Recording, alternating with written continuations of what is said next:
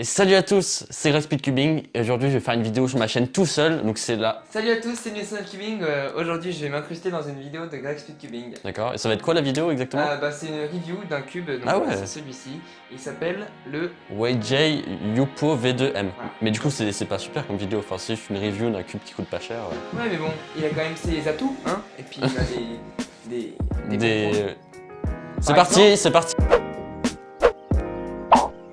Donc ce cube, j'avais déjà fait l'unboxing il y a vraiment pas longtemps et vu qu'il est devenu mon main, j'ai décidé de vous le présenter dans cette vidéo. Au premier abord, ce cube m'a vraiment surpris. Il est disponible à 5$ sur Litex, ce qui correspond à peu près à 4,50€. Donc c'est un prix très raisonnable, surtout par rapport à ses performances qu'on va découvrir dans cette vidéo. Ce cube, à la sortie de la boîte, avait quelques problèmes. Il était un peu trop rapide, il avait tendance à corner twister, voire à popper. Donc je l'ai directement resserré jusqu'à ce qu'il devienne lent. Puis je l'ai lubé avec du DNM37 et maintenant le cube est parfait. Son corner twist passe partout. Il ne bloque quasiment pas, il reste rapide, il ne corner twist quasiment plus et ne pop plus.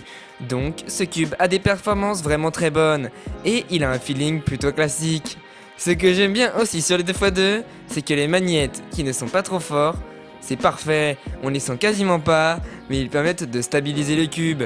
Donc en fait le Yupo V2M c'est un cube qui est pas forcément très bien à la sortie de boîte, mais en gros il va falloir vraiment le luber et le serrer pour qu'il devienne bien et du coup c'est pas forcément facile à le setup. Sinon il arrive avec une boîte vraiment classique que j'ai jetée. Et ses couleurs sont vraiment jolies en mode pastel un peu, mais on sent quand même que c'est un cube cheap.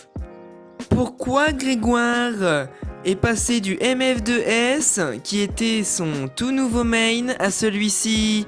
En fait, c'est surtout la stabilité qui est meilleure avec les aimants, mais peut-être que si il magnétiserait le MF2S, il serait le meilleur des deux et deviendrait donc son main. Après, le Yupo V2M, c'est sûr qu'il vaut pas un très bon cube comme par exemple le YJ MGC ou alors le Valk 2M. Mais si vous êtes débutant en 2x2 et que vous voulez un premier 2x2, je vous le conseille beaucoup parce qu'il va tenir longtemps. Et donc du coup, le lien pour l'acheter est dans la description. Donc Voilà, c'est la fin de la vidéo. Donc j'espère que grâce à cette review, vous aurez découvert ce cube et ça vous aura peut-être donné envie de l'acheter.